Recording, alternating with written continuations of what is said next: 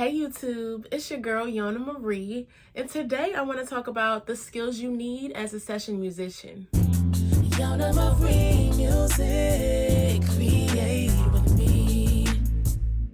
So, if you're looking to get into the career of being a session musician, whether it's a singer, a bass player, guitarist, drummer, keyboardist, there's a few certain tasks you need to make sure that you can handle, and you need to have some type of personality traits that will match in order for you to be successful as a session musician. There are some type of personalities that just won't work with this, and I just got to be honest with you. There's some people that might be too new to the music world as a whole, so you might need some more practice, some more training, experience, theory, skills, a whole lot. So let's talk about the things you will need, and let's see how much of it that you already have. And that way you can decide on whether or not you want to continue your journey and get better to get to the point where you can be a session musician, or you might say, I might want to change my mind because now that I think about this, it ain't gonna work for me. So the most obvious skill is you need to be talented, but we're gonna pass that because hopefully you got the talent and that's why you want to do this.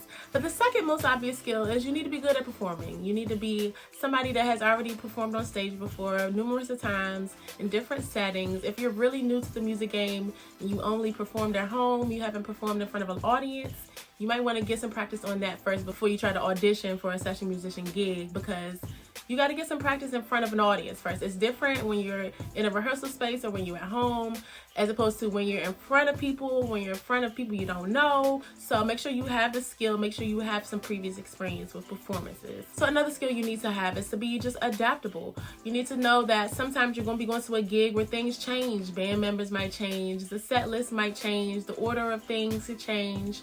Sometimes people might even want you to do something small on the spot, so you got to be able to go roll with the flow a little bit. Sometimes somebody might want you to add a small section on the spot, and if you're the type that's like, I practice this way for this long and it ain't gonna work for me until I get more practice, it might not be for you. But if you're adaptable, if you can change things up, if you don't freak out when certain things don't go the way as planned, which most musicians should know that that's how it's going to be a lot of times, you got to make sure you're adaptable. Another skill you will want to consider, especially if you're an instrumentalist, is to be good at sight reading. A lot of people learn music by ear, and there is nothing wrong with that, but in certain settings, especially certain genres of music like jazz, classical music, you need to know how to sight read music fluently, like well. You can't be just knowing the basics. You can't be like, oh, I know C major scale, I know do, re, mi, fa, sol, but that's all you know. You need to have previous experience sight reading in a variety of different keys, different styles. You need to know your tempo changes, know all of that. So if you don't know that much about the music theory side of things, don't worry, you can still learn at any age, okay? But it might be a little bit more difficult and it might be time consuming. So consider doing that first before you get into the whole session musician world. It might work for you to not know sight reading if you're especially a singer in genres like pop, R&B, rock, whatever. You might not need to read music, but it is a good skill to have just in case. So if you don't have sight reading, you need to know ear training for sure, but it's great to have both. So you need to be able to hear somebody play something one time and then you can do that same thing. Hear somebody sing something one time, especially if it's harmonies. You need to be good with hearing harmonies. You need to be good with hearing chord structures. If you're good with singing lead, but you're like, I don't know about harmony parts, you might want to work on that some more before you start looking for session musician gigs. One tool I like to use for ear training and for sight reading skills is a site that's been up for a very long time. It's called musictheory.net. I will leave a link to that in the description, but it's a very fun, very free tool that you can use to get better at sight reading. You don't need to buy anything on Amazon. You don't need to go buy no big comprehensive book. You don't need a teacher per se. You can go to musictheory.net if you're good with, setting your own schedule and really learning consistently on your own. Musictheory.net is a really good resource that you can use. So another thing that might be really obvious, you need to have good communication skills, whether it be text communication, email communication. You can't be one of those people that's super old school and it's like, you got to call me. I don't know how to work the internet. I don't have an email. You got to be able to have different forms of communication because so many different people are communicating in so many different ways. You got to be maybe open to video chats. But if you're good at adaptability, like I said before, you'll also be good at adapting your communication styles to, who you're working with. And on top of having good communication skills in a wide variety of different formats, You need to know music lingo, depending on what genre or style you're doing music in. You got to make sure you know what people are talking about, your band members, your group members, the conductor, whoever's in charge, the lead musician. If they're throwing out random things you never heard of, you know, different genres and styles of music has different lingo. So make sure you're up to date on what's happening in your preferred style, okay? Classical music terms can go on for days, and a lot of people don't know about those. So if you're considering something like that, make sure you get some knowledge. And another thing to consider when you get into communication is musicians, unfortunately, we come with a lot of egos. So you got to make sure you can make friends, you can communicate with people cordially. You know, you don't step on nobody's toes when you're coming in, doing your thing, doing your part. A lot of session musicians are just in their own zone, maybe a little too much, and not really open to different types of personalities. But you got to be open to meeting a whole lot of type of people, and not only meeting them, but getting along with them. You don't have to love them, you know, you don't have to be best friends with people you're doing gigs with, but you got to be good at communication and just, you know, people skills. Now, my next skill, I'm going to make it a little bit different from communication, even though it falls under that category. You got to be good certain times at customer service. So me as a musician right now that's doing online gigs, people are coming to me via email, you know, phone, text, chat, and I got to put on my customer service rep hat on sometimes. Like, I know a lot of people do not want to do customer service type things, but the way I'm doing my work right now, I do work with like Fiverr.com, airgigs.com, vocalizer.com, and people come to me, or sometimes I reach out to people, and it's kind of like a sales pitch. You got to make sure that at the end of the day, your customer is getting what they want, and that's more important sometimes than what you want for the project. So you got to get experience with that and make sure you're ready for that type of communication. Not always. A lot of session musicians that just do local gigs, they don't have to put on that hat as often, but this is the digital age.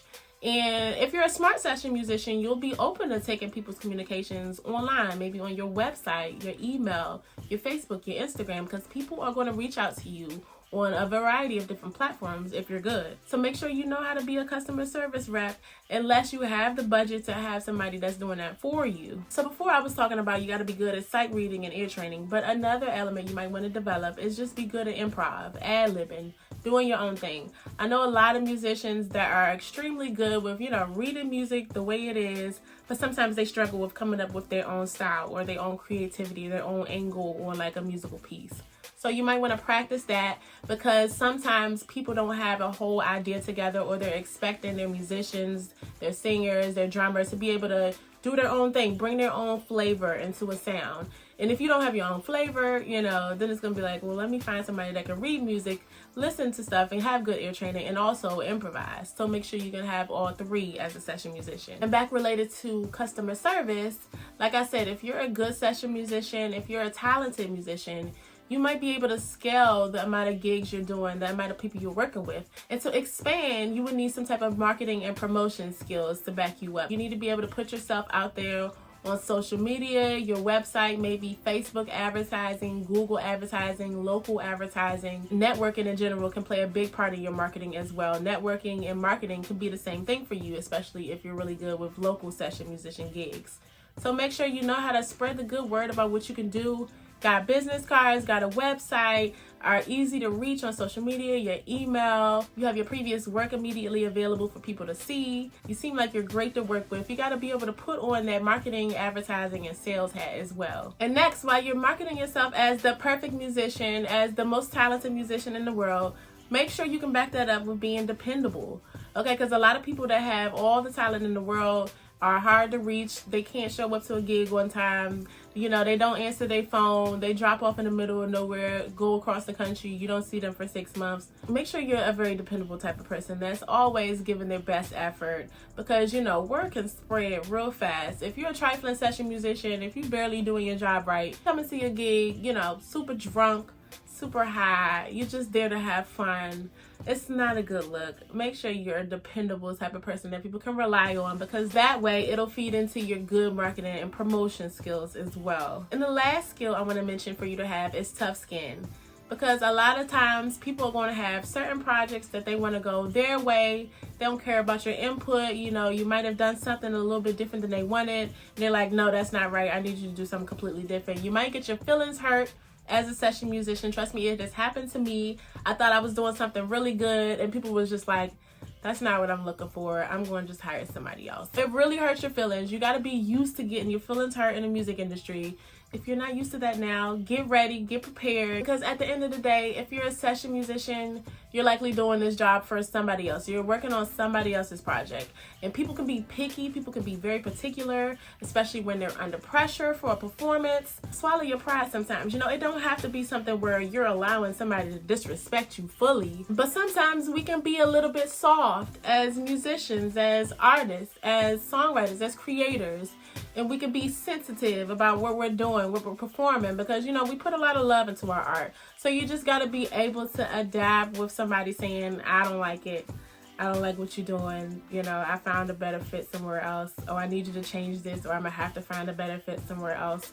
People are going to hit you with some crazy things. And as long as it's not completely disrespectful, you got to be able to roll with it. Thanks for checking in with me, y'all, and I will be back again next week. Make sure you're visiting my website, YonaMarieMusic.com, for a lot of tips, whether it's your songwriting you need help on, singing, recording, music industry, marketing, just general inspiration. I've got you at YonaMarieMusic.com. So stay tuned for more, and I will see you next week.